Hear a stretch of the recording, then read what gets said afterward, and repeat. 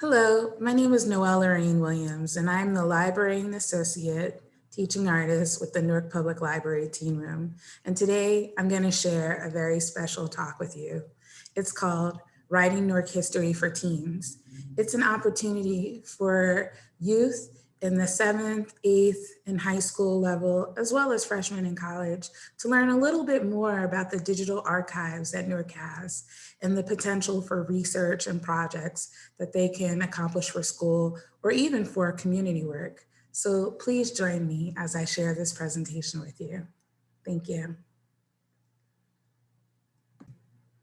So, Writing Newark History for Teens is an overview on how to navigate virtual archives about Newark history for teens. Other people are also welcome to watch. There are so many different Newark archives, but today we're going to highlight a couple that are affiliated with the Newark Public Library. So Newark Archives are a world of photographs, oral history, artifacts, and information about Newark. There are all different kinds of archives. Some are connected to libraries and universities. So for example, Newark Public Library has its own archive. It's called digital.mpl.org. And it's a combination of things. It's artifacts donated by people, oral histories given by community groups or individuals. And it is an opportunity to learn about the diverse community of Newark and some of the ways that people have strategized to make a better city, state, and country. So check it out. We'll also be profiling other archives like Queer Newark, which is affiliated with Rutgers University, as well as Krugerscott Library's Oral History Project. So we've also shown you a couple of images from the archives so you can see what a great opportunity it is to learn more about histories that you may not know so much about. So one of the things is that there are also Newark archives that are created by the public. So for example, oldnewark.com is not necessarily connected to an institution or a library, though they may get sources from there as well as from other places and colleges and universities. But a lot of community members also give to oldnewark.com. It's almost like a memory repository, but it also includes scholarship, images from books and essays that the collector of oldnewark.com and the archivist collects to teach you more about Newark's history over the past 400 plus years. There's also riseupnewark.com, which is a great digital archive that highlights the 1960 Newark Rebellion. But it doesn't just highlight the 1960 rebellion. It also tells you about what happened in Newark prior, what happened in Newark after. It shows you some of the key actors. Speaking of which, the creator, Junius Williams Esquire, is Newark's city historian, and he was an activist during the 1967 rebellion. So with these digital archives, we also have the opportunity to hear from the people who were a part of these movements, as well as their colleagues. It's a different perspective on how to understand history. Now, there are other resources in Newark that are not necessarily archives in the traditional sense. The Newark History Society is an example of a Newark history resource. The Newark History Society aims to expand knowledge of Newark's past so that we may better understand its present. They present articles about Newark history on their site and have links to their public programs on YouTube.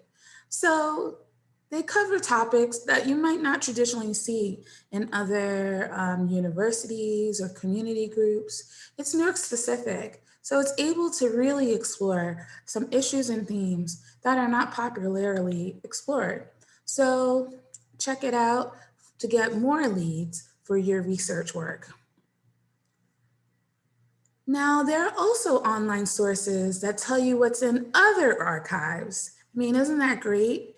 Because to tell the truth, There are thousands of archives out there, and actually some of them aren't all digital. So how would we know about some of the treasures in these vast places across the country? Is that we have something like Newark Archives Project, which works to be a comprehensive online source of information about primary materials for all periods in all aspects of Newark history. It's co-sponsored by the Newark History Society and Rutgers University, Newark. But the project also cooperates closely with the staff of many library and archives that it surveys. The tips in Newark Archives Project will lead you to other sources. Now, what's the key part to starting your project? You all have definitely gone over this in class. And one of the things is to come up with your general interests. So your professor or your teacher may give you a lead, but what you have the opportunity with in your research is to explore what your core interests are, something that you'll do during your life as you work and you develop your own professions. Despite what you'll do, you'll have to understand what your passion is, what drives you, and how to get more information to grow that idea. And so developing research projects in your elementary, high school, and entry level to college is an integral skill. So the first thing you need to do is get a piece of paper or open an online document and jot down your interests. So you'll see here that I am interested in women, women in activism, Newark, New Jersey, and historic houses. And it's kind of funny because I have a primary source here depicting my interests. It's a picture of me with Rosa Parks. She's an activist, and her sculpture is located here near the courthouse in Newark, which is very exciting because as a scholar and as a historian and as an artist, I get to imagine, why is Rosa Parks' sculpture here? Is it to have people think of justice and the fight for justice as they walk into the Newark courthouse? What are the opportunities for the public to learn? How many sculptures are there of Black women or even activists in Newark? Let's think about that. That's a potential research topic. So let's start our journey with the Newark Public Library's amazing resource, Digitalmplorg. It shares images, text, and lots of exciting things about Newark life for your research.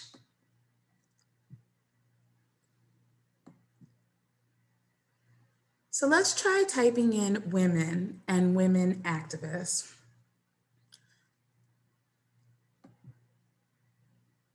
So we get a list of various entries in the archive.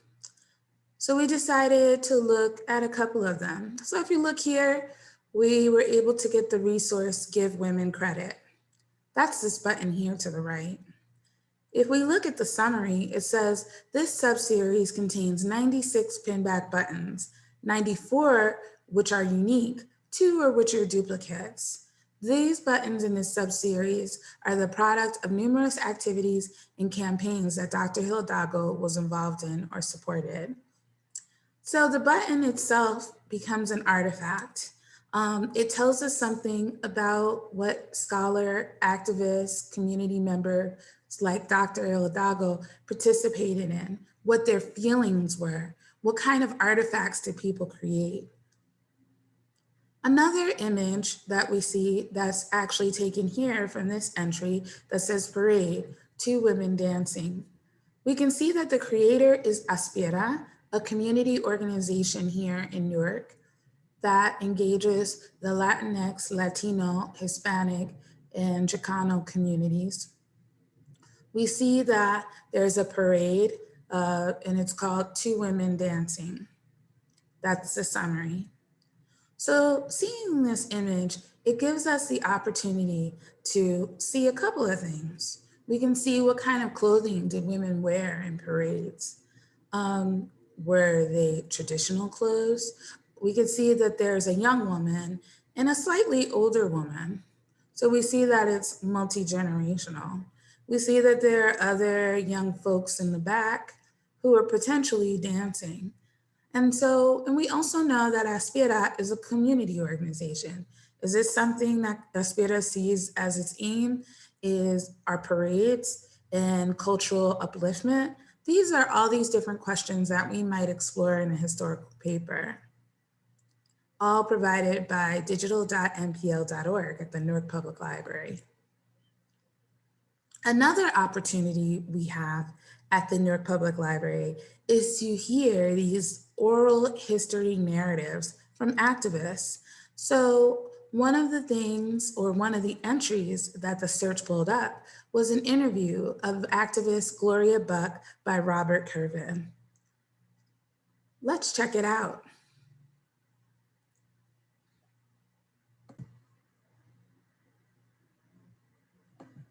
Do you recall any particular feelings or observations that you had about how the city worked and the state of the social conditions in the city at that time? I did get a sense that there was a division in the city. At the time, Hugh Addonizio was the mayor, and I felt that there was a disconnect. I would talk with the families, and they seemed to be almost confined to their particular area of Newark. They would not even venture downtown but basically functioned in their own neighborhood. Also, I think with the media, basically New York dominated, that they would identify with the city of New York. So if you ask them who was mayor, it was Mayor Lindsay. I think he was the mayor at the time, and that they did not have a sense of where they were actually.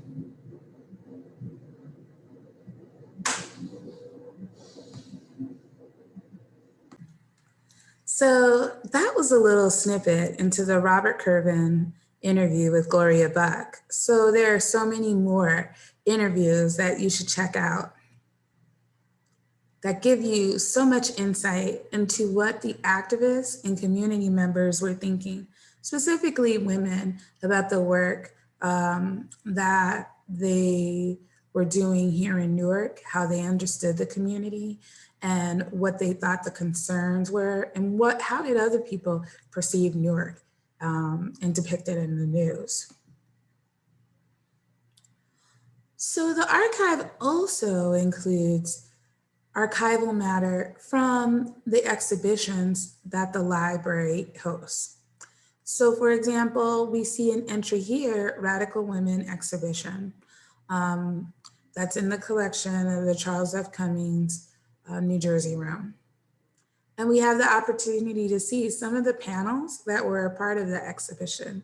Even though this is what we would call a secondary source, it allows us the opportunity to learn what scholars have said about the topic and also get some further ideas for our own research. So another archive that we spoke a little bit about earlier is called Rise Up Newark. So let's try typing women into Rise Up Newark. Here on their Search the Archive page, they tell us what are the trending topics. They give us some information about the various chapters. We do a search result for women activists, and unfortunately, there isn't anything that comes up. Now, why do we think this is? Now, it might be because Rise Up Newark is specifically about activists and activism. Hence, they may not have a search result for women activists because generally all the women that are probably highlighted in the piece are activists, are relating to activism or around activist work in Newark. So I guess we have to try something else. That's a key part of research. Two things. One, allow yourself the time to try different ways on how to approach the topic. And two, use different key words to attempt to address and speak to whatever you're researching. So we tried women, and we got a whole host of various entries in Rise Up Newark. So we see there's the Puerto Rican political movement, Amiri Baraka and cultural activism, protest to power, and the Black Organization of Students. So since I have an interest in how women activists change the spaces that they're in, I decided to pick something really specific that the keywords really called out to me around what my interests are, and that's housing in the Stella Wright rent strike. So we click on that entry and we see public housing in the Stella Wright rent strike. So it's great. We get to see some images that are probably from the rent strike, and we also get to watch a video. And videos are essential parts, again, of the research process. They help us to see what the people were feeling. How did they say particular words? Maybe sometimes words are grouped differently when someone speaks. We get to see what they look like on the outside, how they present, their gender, their various expressions of how they speak. And so it becomes an opportunity to have a richer understanding of the topic that we're exploring. So let's look a little bit deeper into the public housing in the Stella Wright rent strike, as well as Mary Smith, who's describing the public housing conditions and organizing tenants in Newark. So we're going to check out an interview with Mary Smith that was on the Rise Up North and Rise Up Newark website. So let's hear what Mary Smith describes as one of the reasons why she decided to participate in activism here in Newark. When we moved into public housing, I moved in it with my 5 children, and the first thing we encountered was the fact that there was no hot water. And then to top that off, I think I was the very first person to move into that particular building. And I went shopping for my family, and I came back and the elevator was broke. The next day I came back and the same thing had happened. The elevator was out of order. And it just, then later it ended up where my mosquitoes were eating my kids up because I was on the 7th floor and there was no screen. And I went to the office to complain about the fact that there was no screen. And she told me that the mosquitoes didn't go below the 7th floor. And I said, well, the mosquitoes were eating my kids up. And she said, well, look, the government has run tests and found that mosquitoes didn't go above the 7th floor, so you can't have a screen. And it was, I guess it was just a whole host of the fact that I couldn't get screens, the fact that here I was in a brand new building, the very first person to move into this building, and finding that there was no hot water. The elevator was constantly broke. And, you know, in the past I was told, because I had other relatives and family that lived in other housing projects, that we were told that the people destroyed the buildings.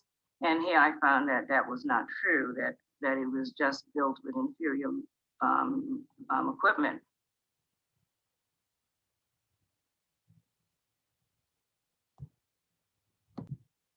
In another video, actually the one that we pulled up in the search engine, Mary Smith reflects on her struggles during the civil rights movement and talks about her hopes for Newark's future.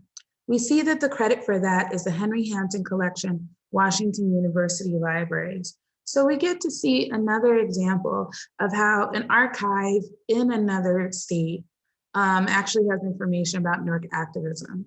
The other opportunity that we have by viewing this oral narrative and visual narrative is that we get to see the reasons why Mary Smith decided to become an activist. What compelled her? What were some of the core reasons that made her stand up? So as we saw with the Mary Smith video, again, we come back again to the Newark Archives project, which surveys archives across the country to see if they have information about Newark. If we click on the search collections on the homepage, it will offer you several options to choose and experiment with various searches. Here, I've chosen African American history, civil rights, and women's history. And at the bottom, I actually, if you can't see it, I chose all of the time periods that were available. This brought up two entries in the project. One is the autograph collection. This collection consists of signed letters, postcards, and documents, as well as autograph cards, and the miscellaneous manuscripts collection.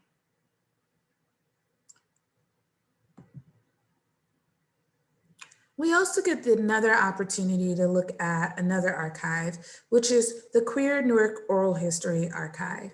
This features mainly audio narratives and written transcripts, as well as articles and other information that relate to Newark activists. Queer Newark offers the audience actually several ways to search their archive. So here you can search by entering the keywords. This is a display when I search for women with the right-hand corner search bar. I got urban Black women and the politics of resistance, the politics of representation for Black women, and other entries that allow me to explore women as a topic using Queer Newark Oral History Project. Queer Newark also offers you the opportunity to go to the interviews tab in the top bar and to browse the interviews or choose the tags. So for example, I can look at the pictures and decide on my interests, look at the names, look over here at the interviews, there's various topics, transgender, artists, community, family, religion, discrimination. Here, Queer Newark also offers you some other, as you continue to scroll, some more images, more interviews, and you can also see a short description of the various people. So we chose the entry for Erica Morgan, 1987 to 2013. It includes a transcription and video of her talk from a panel that she was on. Unfortunately, she died before being able to tape a full oral history narrative. However, her sharing from the panel can also be used for writing Newark history. It's considered to be a primary source because it is a narrative told by the person that we are researching, or it's other examples of primary sources are news articles from that period. So this panel, even though Erica did not sit for an oral history narrative, we get to use her participation on a panel as hearing in her story about being a transgender person here in Newark and an activist. We also chose the entry for Rev Jerry Mitchell Lee. It includes an oral history narrative and a transcription. We can see over here that it was recorded by Anna Alves, March 9th, 2016. So let's take some time and listen to some of Jerry Mitchell Lee's interview with Anna Alves.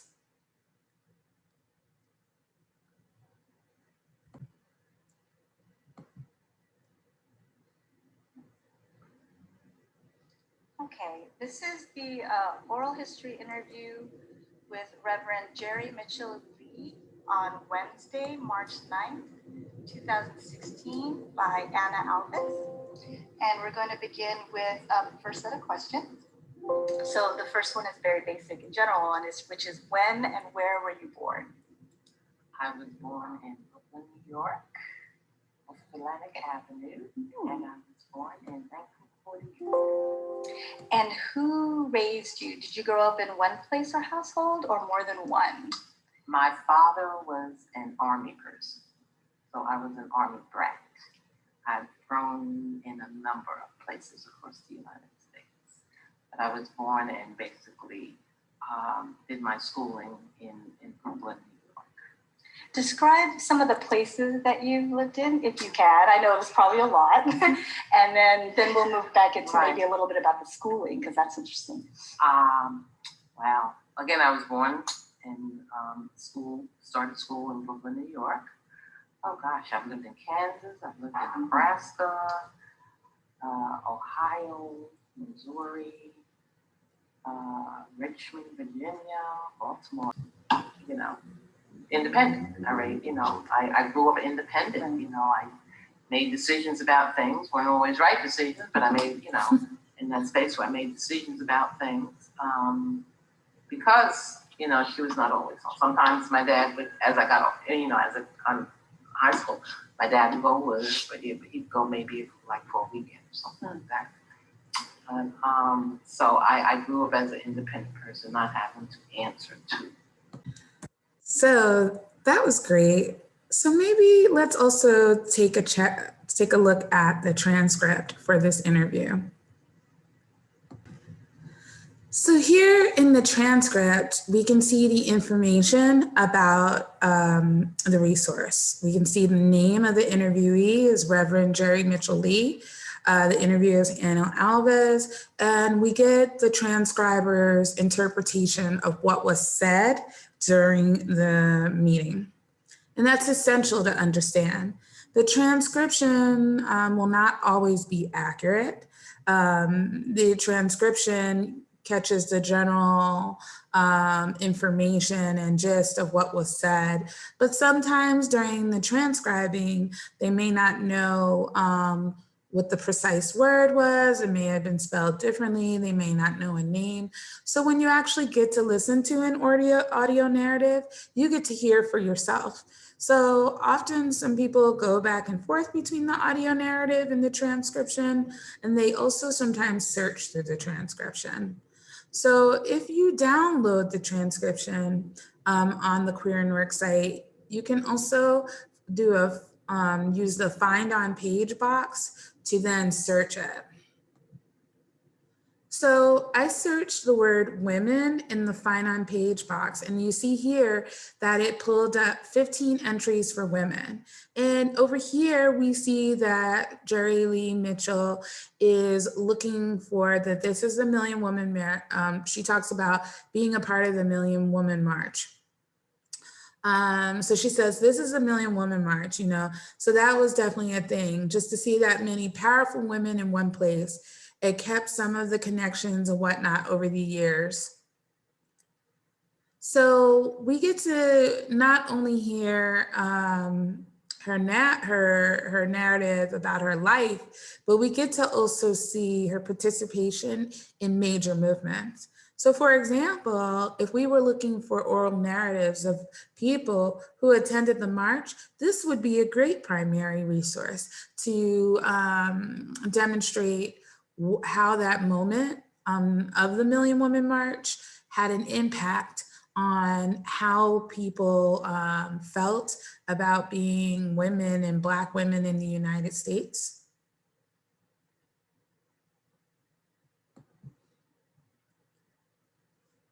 The next archive we're going to look at is the Krugerscott Oral History Collection.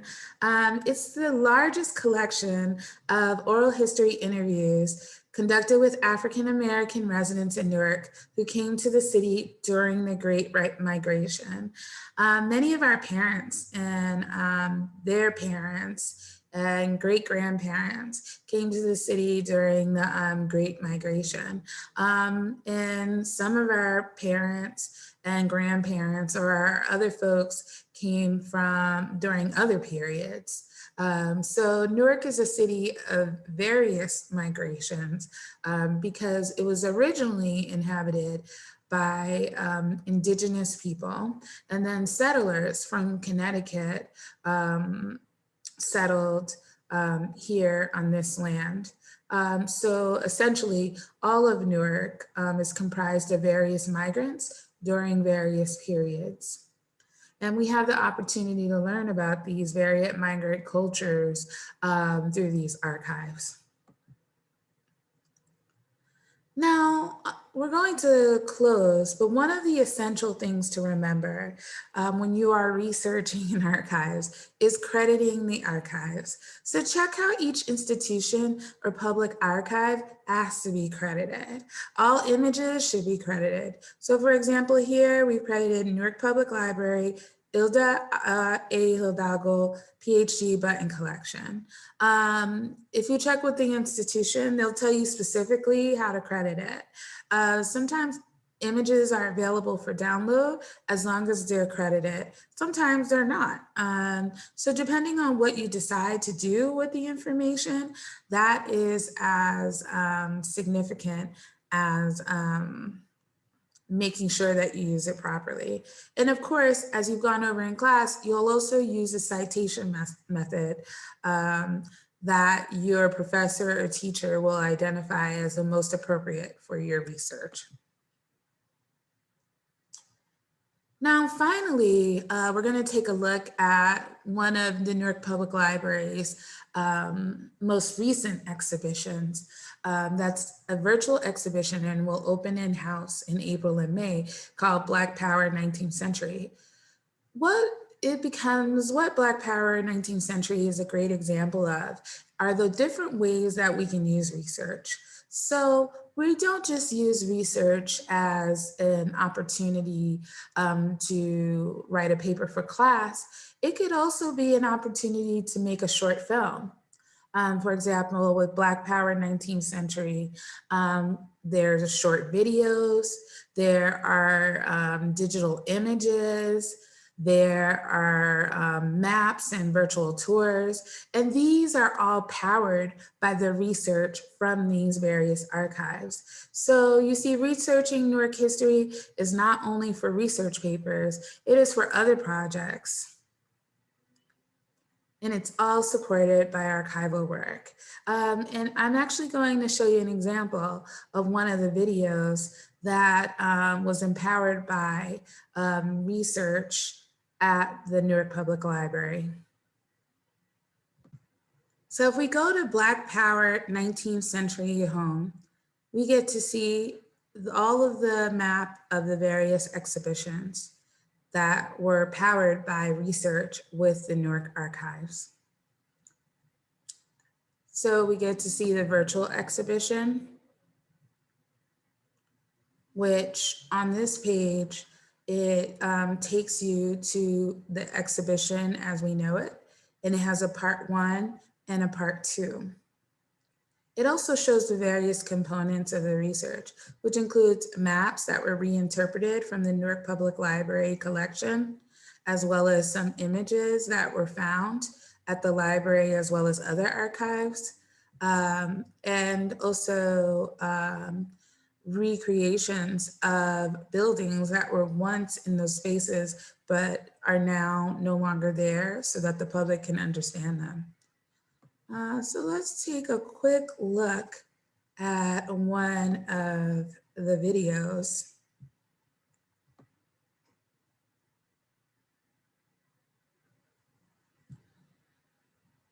This one is Kali Raymond. He is a Newark spoken word poet. And here he's depicting a story, actually it's a poem by Ellie Mas Payson Rogers, who was a reverend in Newark. And while he was living here, he actually wrote this poem for Jermaine Lugan Wellesley. This book was found at the Newark Public Library.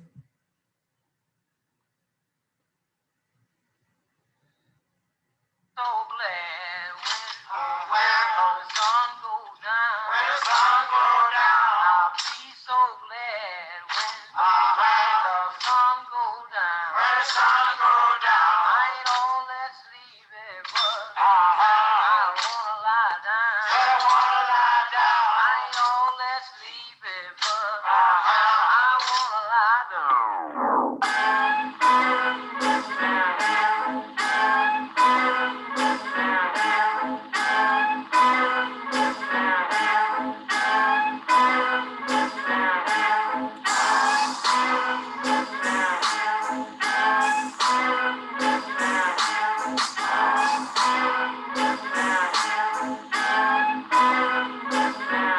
They say I have a daring look, a bold and fearless need.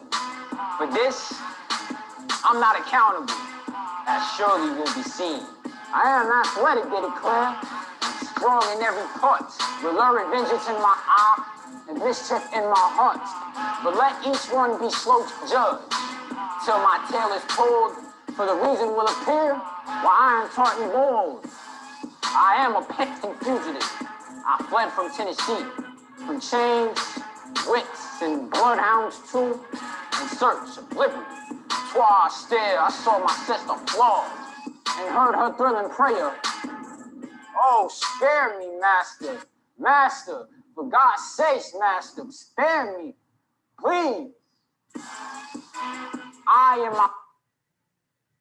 So we hope that you'll visit blackpower19th-century.com to view the videos and also check out the exhibition.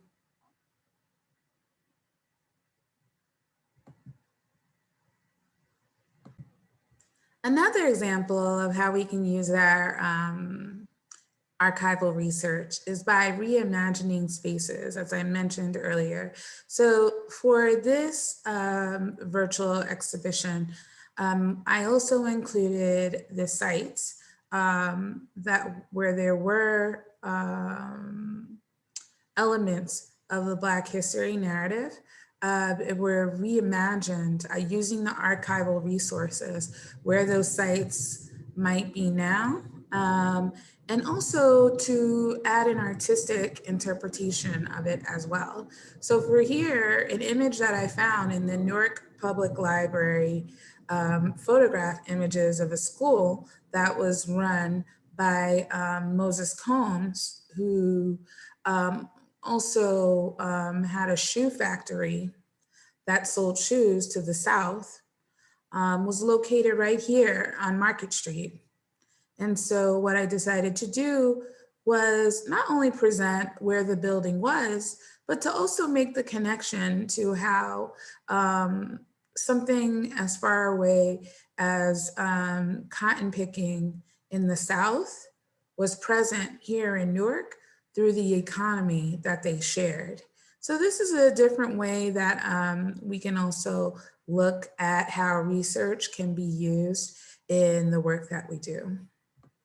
Here are also some other images that use archival sources to also explain and interpret Newark history. So please visit the site. So thank you for joining us for this talk. And most importantly, thank you for doing the hard but essential work of sharing Newark stories.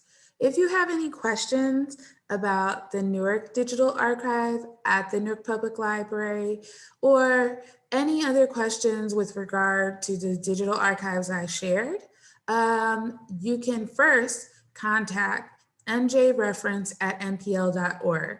They'll be able to help you with the Newark Public Library Digital Archive. Each of the other archives that I shared with you also have contact information, so you can reach out to people there. njreference@npl.org is an amazing opportunity to get leads and information when you're starting your site. They can help lead you to books, archival sources, or maybe even other archives that may have the information that you need. So definitely feel free to watch this again. And we look forward to seeing you at the library or seeing you virtually. Thank you for coming to this talk and have a great day.